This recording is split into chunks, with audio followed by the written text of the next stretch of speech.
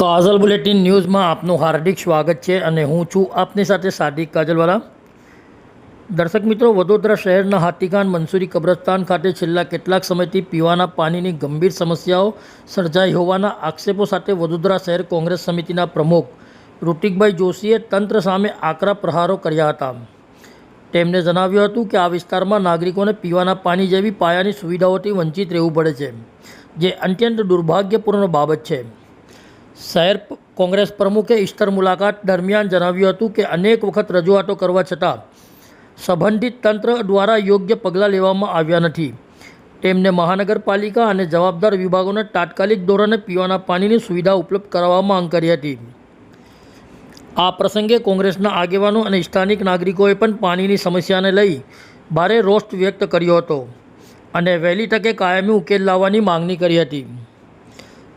શહેર કોંગ્રેસ સમિતિએ ચેતવણી આપી હતી કે જો ટૂંક સમયમાં સમસ્યાનું નિરાકરણ નહીં આવે તો જનહિતમાં ઉગ્ર આંદોલન કરવામાં આવશે તેમ જણાવ્યું હતું।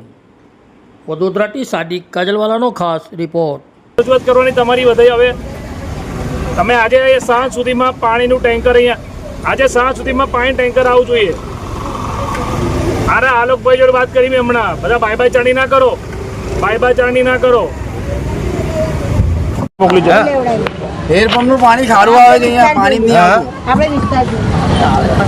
પાણી ખારું આવે છે કે મતલબ અરે ભાઈ અહીંયા પાણી નથી, પીવાનું પાણી નથી, અમે ત્રાસી ગયા છે। પ્રમુખને બોલાયા અને જે કોર્પોરેટર જી ઋતિકભાઈ, શું સમસ્યા છે? કયો વિસ્તાર છે? મંસૂરી કબ્રસ્તાન વોર્ડ નંબર 7 નો આ વિસ્તાર છે। અહીંયા આજે એક મેડિકલ કેમ્પનું આયોજન હતું, એમાં આવ્યો હતો, પરંતુ જ્યારે વિસ્તારના સ્થાનિકોએ રજૂઆત કરી કે છેલ્લા ઘણા વર્ષોથી કે અહીંયા પાણીનો પ્રોબ્લેમ છે, પાણી લોકોના ઘરોમાં આવતું નથી ને પાણીના ટેન્કર મંગાવવા પડે છે। અત્યારે પાછળ જે ટેન્કર ઊભું છે એ લોકો 300 રૂપિયા ચાર્જ લેશે અને એ ફાયર બ્રિગેડનું ટેન્કર છે એટલે 300 રૂપિયા ચાર્જ લે છે। આ લોકોનું કહેવું છે ભાઈ કોર્પોરેશનનું ટેન્કર છે તો ફ્રીમાં આવશે, પણ કોર્પોરેશનનું ટેન્કર આવતું જ નથી। 10 દિવસથી અહીંના સ્થાનિકો ફોન કરે છે તો જે અધિકારી છે ઉડાઉ જવાબ આપે છે। ઉડાઉ જવાબ એટલે કે ભાઈ ડ્રાઈવર નથી, ડ્રાઈવર આવે છે તો તે તકલીફ પડે છે, આવા બધા બહાના કરે છે। તો આ અધિકારીઓ કાન ખોલીને સાંભળી લો, તમે પગાર તમને ખાલી એસી કેબિનમાં બેસવાનો નથી મળતો। આ પ્રજા જે ટેક્સ ભરે છે, વેરો ભરે છે ને, ત્યારે તમને પગાર મળે છે। અને પાણી એ સંવિધાન અને બંધારણમાં આપેલો જન્મસિદ્ધ અધિકાર છે કે પાણી આપવું જોઈએ, કોર્પોરેશનની ફરજ છે, જવાબદારી છે। કોઈ ઉપકાર નથી કરતા કે આજે પાણી માટે લોકોને આજીજી કરવી પડે।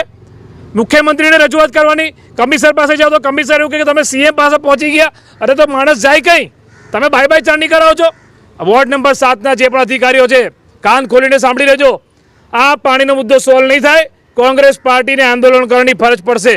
અને એવું ના થાય કે અમારે બધું છોડીને અધિકારીઓની ઓફિસમાં જઈને બેસી જવું પડે અને ત્યાં બેસીને આંદોલન કરીએ। આ પણ દિવસો આવશે કે આ બધા પબ્લિકને લઈને તમારી ઓફિસ પર બેસી જઈશું। જે પણ અધિકારી છે, જે કાર્યપાલિક નામ ઇજનેર છે, એવું કહે છે કે ભાઈ પેલા આલોકભાઈને જવાબદારી છે, આલોકભાઈ કહે છે પેલા જગદીશભાઈની જવાબદારી છે। અરે ભાઈ બાય બાય ચારણી કરાવો છો।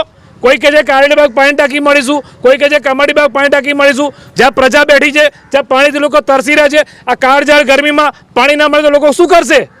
ઋતિકભાઈ, હવે સમાચારોમાં એવું પણ આવ્યું છે કે છેલ્લા 1 મહિના સુધી આ કાપ રહેશે, આ વિશે શું કહેશો? સારામાં આવી જોઈએ વડોદરાના કોર્પોરેશન સત્તાધીશોને અને આ ભાજપના નેતાઓને, આ સાંસદ, ધારાસભ્ય, કોર્પોરેટરો ફોટો સેશન કરાવો છો, કઈ ગાયબ થઈ ગયા? આ પ્રજાએ તમને વોટ આપ્યા છે, તમને ચૂંટાઈને મોકલ્યા, તમે પાણી નથી આપી શકતા। ભાજપના નેતાઓમાં એટલું પાણી નથી કે 2 ટાઈમ પીવાનું ચોખ્ખું પાણી વડોદરા શહેરને આપી શકે। પાણી માટે કોંગ્રેસ पार्टी आंदोलन करसे। इस वीडियो को लाइक करें, हमारे चैनल को सब्सक्राइब कर बेल आइकन जरूर प्रेस करें